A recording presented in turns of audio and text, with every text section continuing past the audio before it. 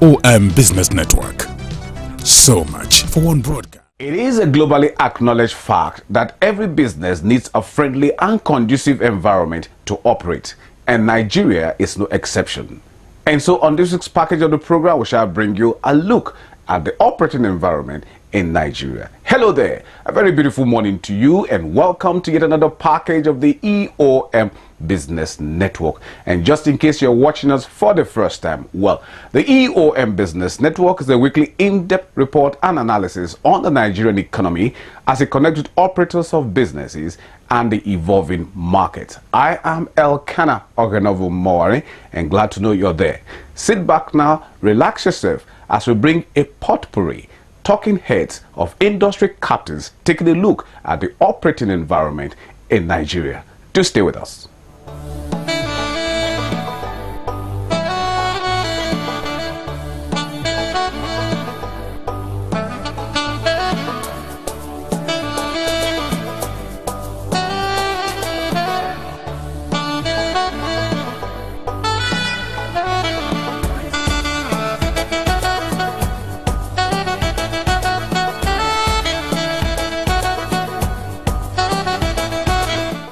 One of the fundamental conditions necessary for business to thrive in any contemporary economy is a friendly and conducive operating environment, and Nigeria is no exception. The imperative of a robust, transparent, functional, and resourceful business operator to unlocking the enormous potential of the Nigerian economy presents a huge opportunity and challenge for the Nigerian government at all levels, federal, state, and local government, in providing a friendly and conducive operating business environment. It is indeed disturbing that despite the enormous human and material resources in Nigeria, it is a contradiction of sort that the nation, which is the largest economy in Africa, remains one of the least economically developed part of the world. Obazwa Orewere is the Managing Director and Chief Executive of Medspace Managers Limited. He speaks on the business environment in Nigeria and the issue of multiple taxation. The issue of multiple taxes will continue to rear its head. For as long as you have things that are on concurrent list, or things that will allow a state or a local government to still try to come up with a policy that will suit them, extracting out of what the national things are, it will always create room for multiple tax. For instance, we are in the marketing communication industry now. Yes. APCON says you need to do this, you need to register as a company. Then a state government now comes to say, okay, you also need to register with them for so. And then you have, okay, you have to pay for this, you have to pay annual dues, you also have to do same for the parent body, the APCON. Now you leave that as if that is not enough. Now, the matter of normal federal inland revenue thing, then the state inland revenue thing. So there is the need for a harmonious working relationship between the federal inland revenue and most of the states. That look, let's look at the limit to which we tax these people. The thing is, where is the fund coming from? At the end of the day, it is still the advertiser or the people who will put the money down that will bear the brunt. And when the thing becomes over-regulated, the advertisers or those who should do it, they will simply say, sorry, let us withdraw our money back. And sometime between 2012 and early this year, you could see a lot of vacant boards that we are not carrying any campaign. When the multiple tax comes up, you will transfer it to the people who will pay for the adverts. And when they consider that, look, it's shooting their budget beyond this thing, they will just simply say, no more. And at the end of the day, everybody bears the brunt. Even the agencies, the government agencies that want to collect money, they have shortchanged themselves, because when you cannot give what you don't have. It's relative, but let me take it from our own little niche. When we came into this consultancy thing with the army, let's start from Lagos before the other part of the country. We took a census of the structures that were scattered all over army formations. Some of them without any approval. I think they were just there. I had about 112 structures initially, and another 12 was to be added to make it about 124. The whole that was generated was under 4 million. When we came, we said, no, this cannot be. That very third quarter of 2008, when we came in, we removed all those things, we are left with about 28. And that 28 for that quarter generated close to 40 million for that quarter. And then you can imagine what happens in subsequent quarters, though they don't all have to come at the same time. Now, what did he do? He created more income to take care of some things in those formations. He created employment for those we brought in to be doing, because when these things came in, we just said, look, there will be things like landscaping, because those formations, they were in the outskirts of town in the 60s and so, but today they have become part of city centers. So people have to do landscaping. You take some people from off the unemployment market, put them there, they are busy doing that and earning some things. And as they do that, tax also is being paid to the state and to the federal government. When you have taken some people off the market, you have helped the state also in generating more revenue in tax. You've helped the federal government also in generating more revenue in tax. And more importantly, you have enhanced the aesthetic appeal of all those formations. Dr. Leke Oshuniyi is the Managing Director and Chief Executive of Multisheet Limited. He speaks about the challenges facing his business and commerce and industry in Nigeria. Multishield is a fairly new concept in the Nigerian economic space, and it's a health maintenance organization, what is called an HMO. And this term originated in the United States of America, where it was found that there was a requirement for companies to intermediate between those who are accessing care and the institutions delivering care. And Multishield was founded in 1997 by a group of medical practitioners. Our vision, actually, this was really rolled up in also in the mission, was to preempt a situation that happened in America where non-medical people began to dictate the terms for medical practitioners' terms of practice, because they then formed the access through which funding came into medical practices. So at the time, we thought we would anticipate that, because it was inevitably going to come to the shores of Nigeria.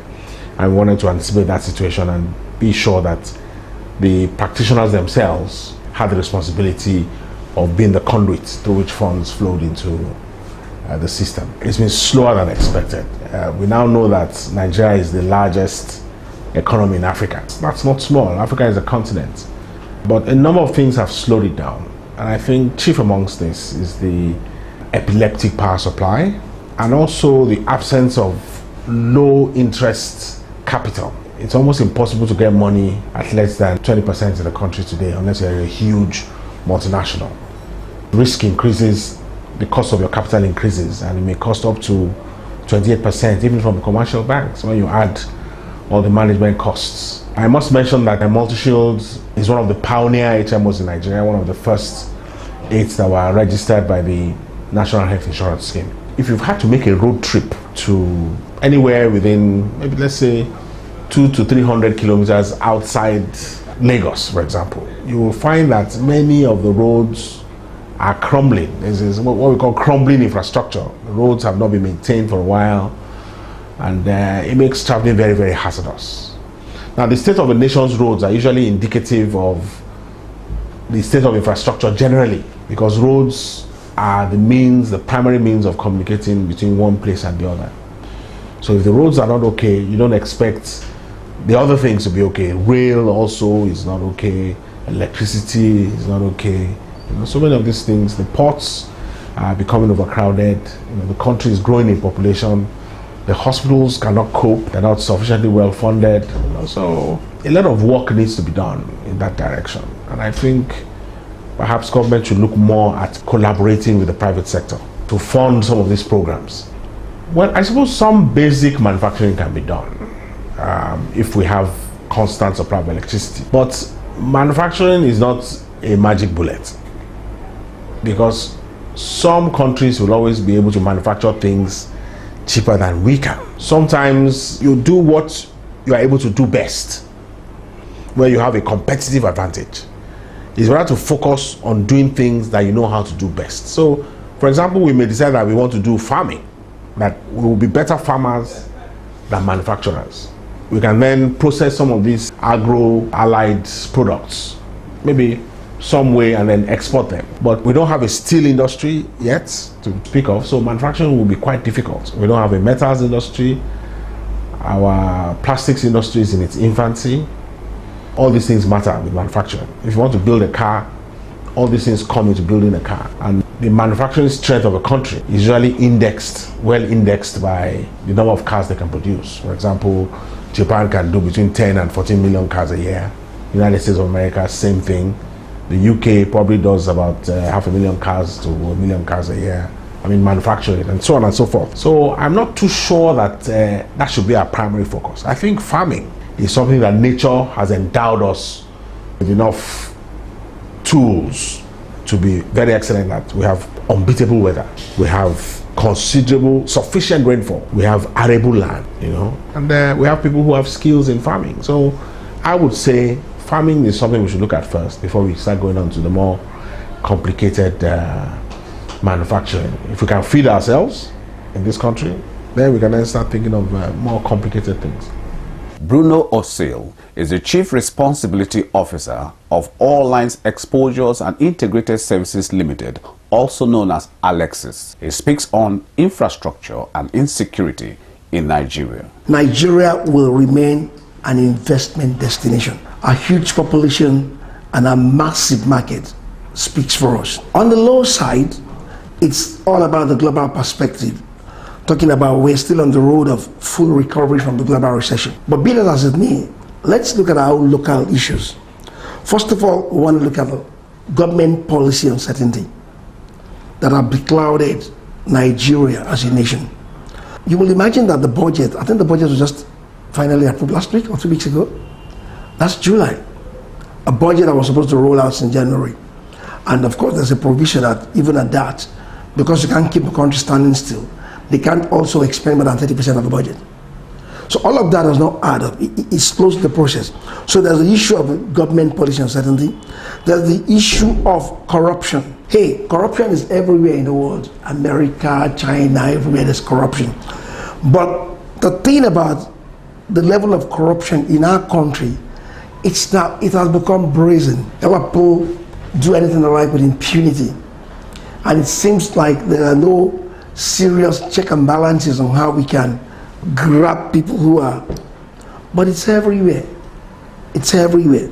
So the issue of corruption is at all levels of government. Apart from the issue of corruption, looking at our local issues, we want to talk about power and energy. We're not yet there. It's still a bit epileptic. There are gaps between the generation and the distribution, but I must quickly point out that President Goodluck Jonathan's administration have been one government that is doing something very serious and positive towards ensuring that we will get power, or we'll get it right in the power sector. So I'm commending the government for the recent efforts that they have put in place to boost and improve power generation and supply. We also want to look at another issue of insecurity, talking about the Boko Haram, the insurgencies, and so on and so forth. There have been many criticisms about this administration not doing anything or not doing too well about it. I don't quite agree with them. My own view is perhaps they are not doing enough in terms of communicating what they are doing. But again, as a constraint, if you listen to what the Chief of Army Staff said, General Minima, there's a constraint to how much of strategic content or security information you can divulge to the public. Our media are not helping matters either. Sometimes they are overplaying it.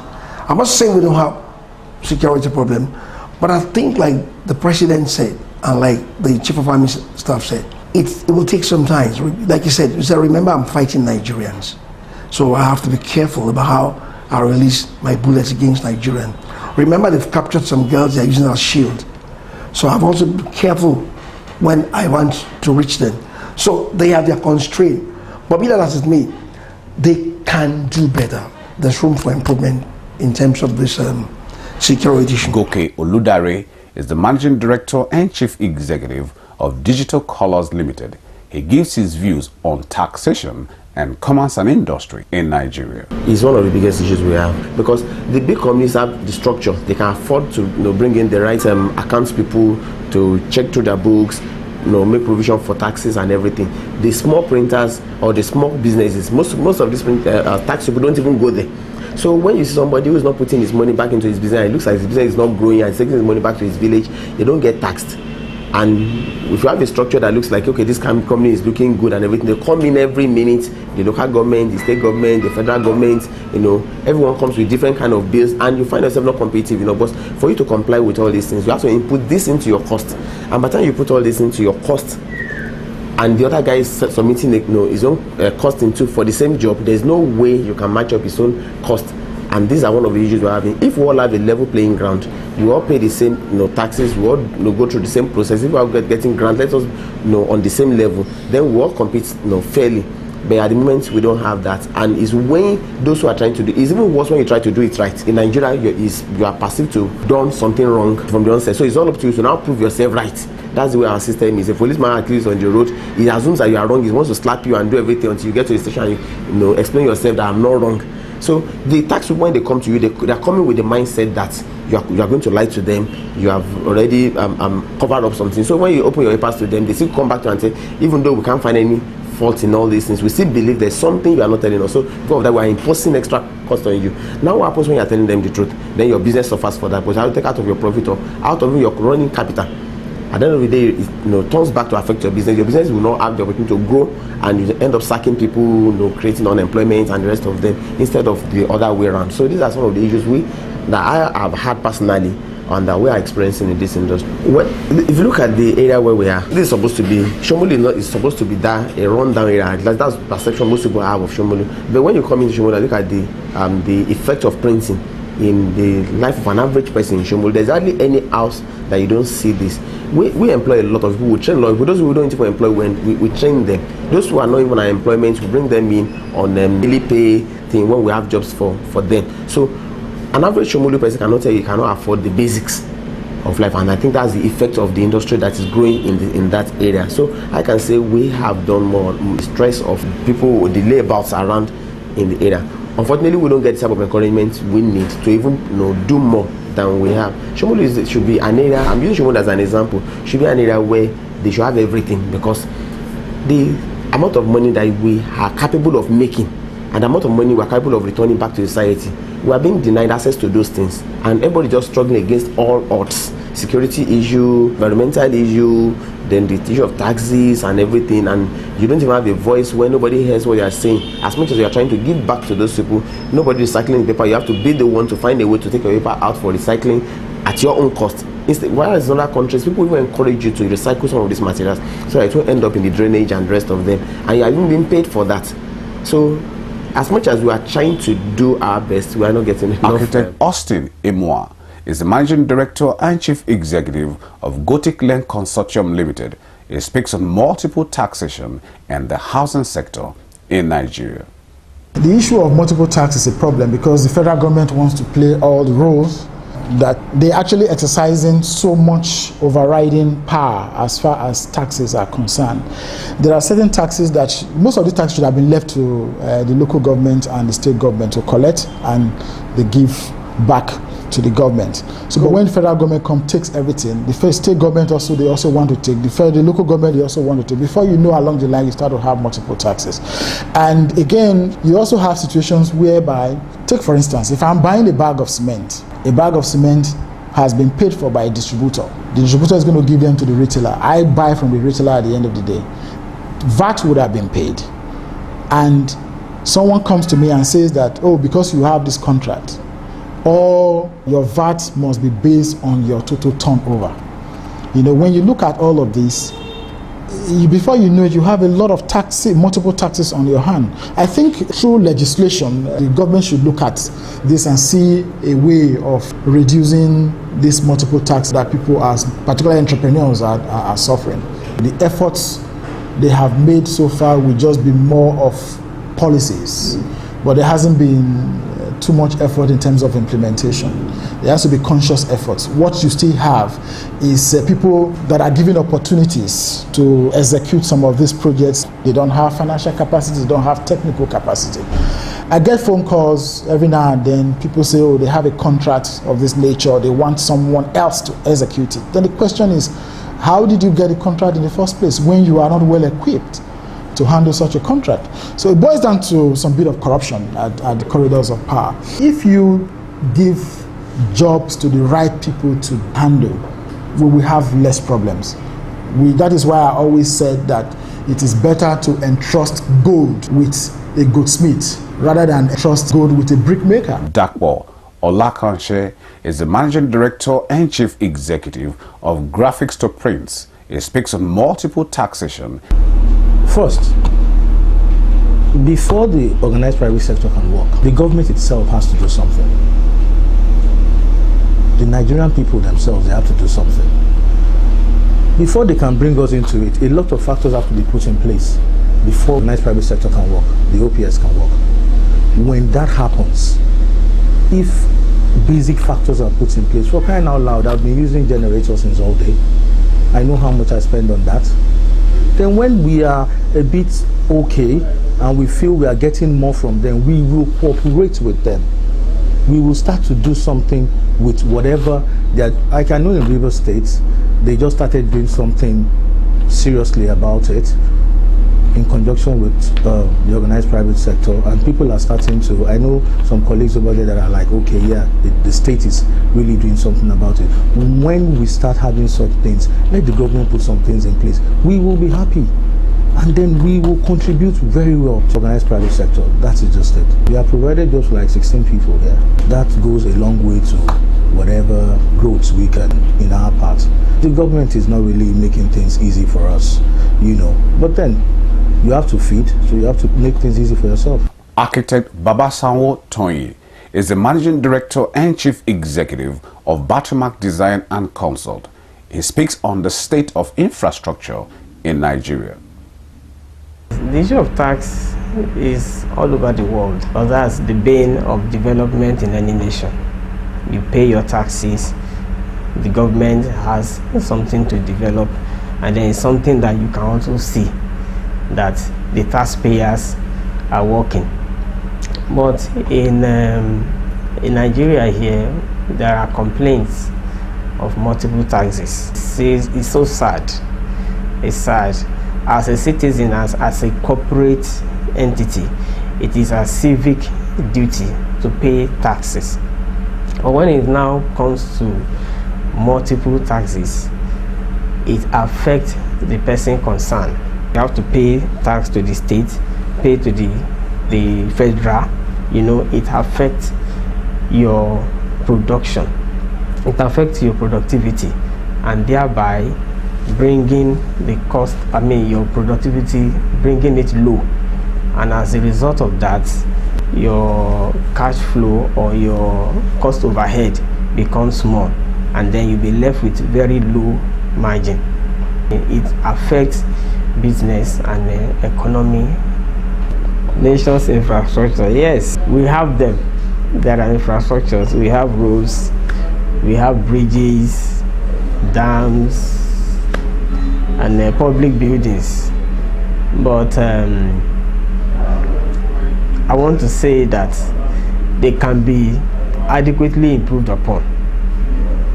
I don't believe in running down a government, because we are also part and parcel of the government.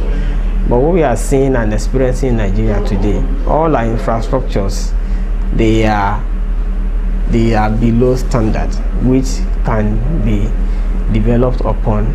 Because Nigerians, we travel a lot.